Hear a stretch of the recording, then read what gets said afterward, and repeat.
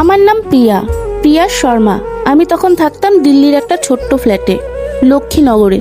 আমার স্বামী ছিল রাহুল, আর ছিল আমার 4 বছরের মেয়ে আরাধ্যা। গল্পটা শুরু করতে হলে আমাকে একটু পেছনে যেতে হবে। 2018 সাল। আমার বিয়ে হয়েছিল মাত্র 3 বছর আগে। রাহুলকে আমি ভালোবাসতাম। সে ইঞ্জিনিয়ার ছিল, একটা প্রাইভেট কোম্পানিতে কাজ করত। আমি একটা স্কুলে শিক্ষিকা ছিলাম, ক্লাস 3 আর 4 এর বাচ্চাদের পড়াতাম। তখন আমাদের জীবনটা বেশ সুন্দর ছিল, কিন্তু ধীরে ধীরে রাহুল বদলে যাচ্ছিল। কিন্তু আমি বুঝতেই পারিনি কখন সে অন্য মানুষ হয়ে গেল। রাত করে বাড়ি ফেরা শুরু করলো, ফোনে কথা বলা বন্ধ হয়ে গেল।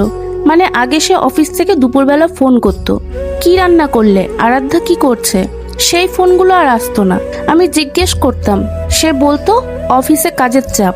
আমি বিশ্বাস করতাম, কারণ আমি ভালোবাসতাম, আর ভালোবাসলে মানুষ বিশ্বাস করতে চায়।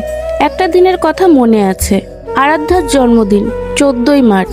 আমি সকাল থেকে রান্না করছিলাম, হালুয়া, পায়েস, ছোলার ডাল, যা যা রাহুল খেতে ভালোবাসতো। আরাধ্যার জন্য একটা ছোট্ট কেকও কিনেছিলাম। রাত 8টায় কেক কাটার কথা ছিল। রাহুল এলো রাত 10:30টায়।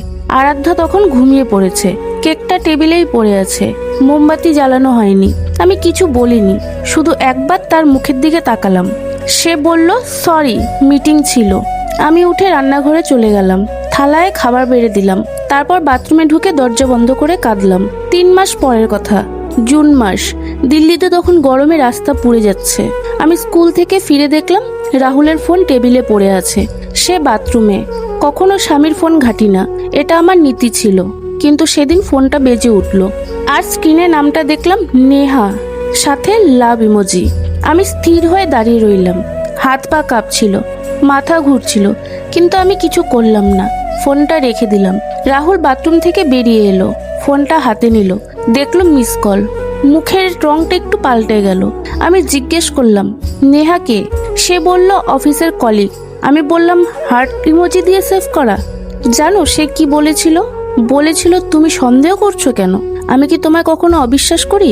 এই কথাটা, এটাই সবচেয়ে বড় ছিল মিথ্যে।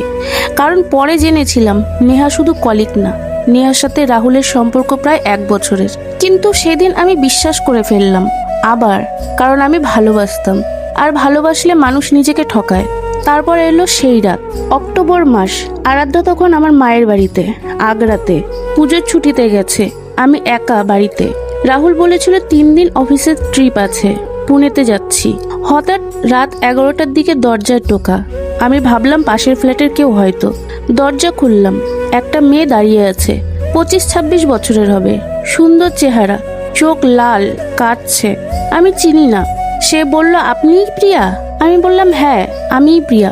সে বলল, আমি নেহা। আমি দরজার কাছে দাঁড়িয়ে পাথর হয়ে গেলাম।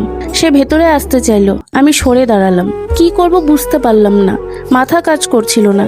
সে ভেতরে এসে সোফায় বসলো, আর তারপর যা বলল সেটা শুনে আমার মনে হলো মাটি সরে যাচ্ছে পায়ের নিচ থেকে। নেহা বলল, রাহুল আমাকে বলেছিল আপনার সাথে তার ডিভোর্স হয়ে গেছে 2 বছর আগে। আমি কিছু বলতে পারলাম না। সে বলতেই থাকলো, রাহুল তাকে বলেছিল আমি শুধু আরাধ্যার মা হিসাবে একই ফ্ল্যাটে থাকি, আমাদের মধ্যে স্বামী স্ত্রীর কোনো সম্পর্ক নেই। ডিভোর্স পেপারে সই হয়ে গেছে। আর তাই নেহা ভেবেছিল রাহুল তার বয়ফ্রেন্ড, তারা একসাথে ভবিষ্যৎ গড়বে। কিন্তু সেদিন নেহা জানতে পেরেছে এই সব মিথ্যে, সব কিছু মিথ্যে। পুনের ট্রিপও মিথ্যে। রাহুল সেই রাতের নেহার ফ্ল্যাটেই ছিল, আর তখনই নেহা আবিষ্কার করেছে রাহুল তার সাথেও মিথ্যে বলেছে।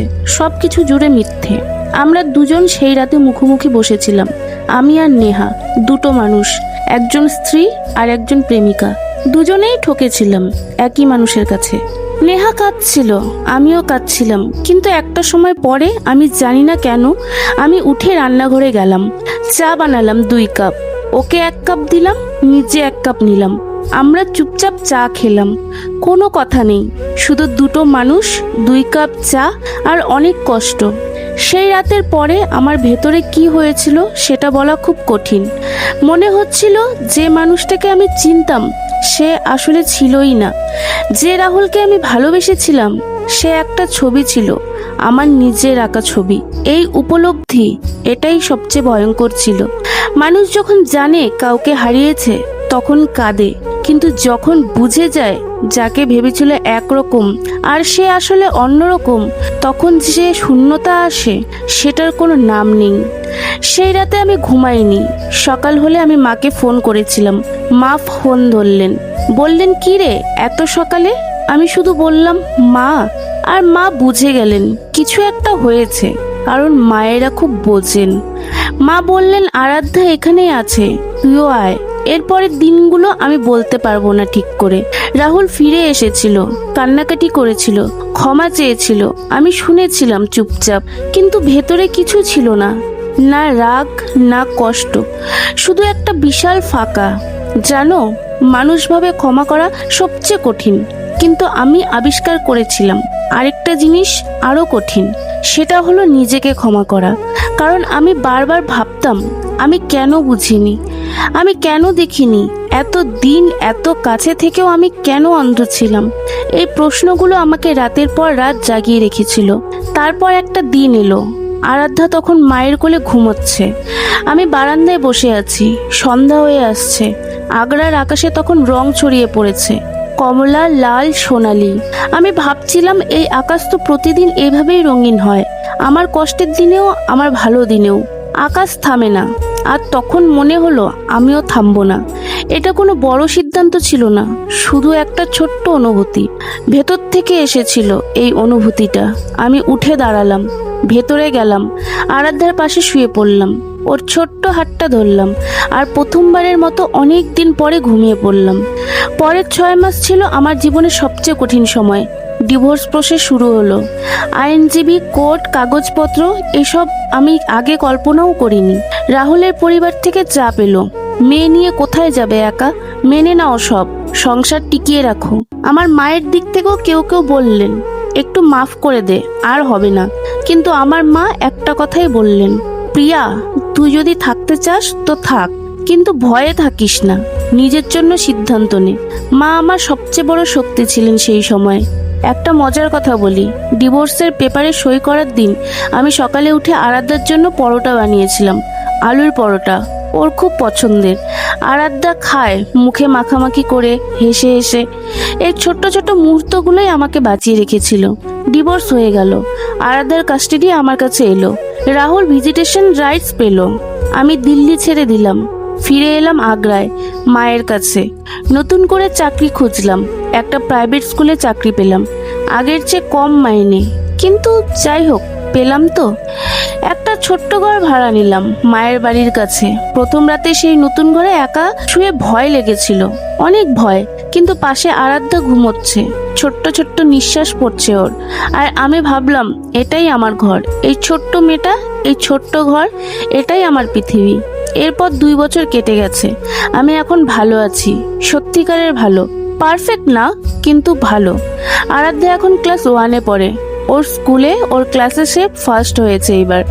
সেই দিন যখন রেজাল্ট দেখলাম আমার চোখে জল চলে এসেছিল, কিন্তু এবার সুখের জল। তোমাদের একটা কথা বলতে চাই, যদি তোমরা এখন এমন জায়গায় আছো যেখানে মনে হচ্ছে সব শেষ হয়ে গেছে, কেউ নেই, পথ নেই, তাহলে শোনো, আমিও সেখানে ছিলাম। সেই রাত 11টায় দরজায় দাঁড়ানো মেয়েটার মুখের দিকে তাকিয়ে আমিও ভেবেছিলাম এই জীবন দিয়ে আর কি হবে। কিন্তু আজ আমি নিজের ভালোটা বেছে নিয়েছি। নেহার সাথে আর কখনো কথা হয়নি, রাহুলের সাথে এখন শুধু আরাধ্যার বিষয়ে কথা হয় মাঝে মধ্যে। কোনো রাগ নেই, কোনো ঘৃণাও নেই, শুধু দূরত্ব। আর সেই দূরত্বটুকুই এখন আমার শান্তি। আমি প্রিয়া শর্মা। আমার জীবনে একটা ঝড় এসেছিল, আমি ভেঙে পড়েছিলাম, কিন্তু আমি উঠে দাঁড়িয়েছি, আর এটুকুই যথেষ্ট।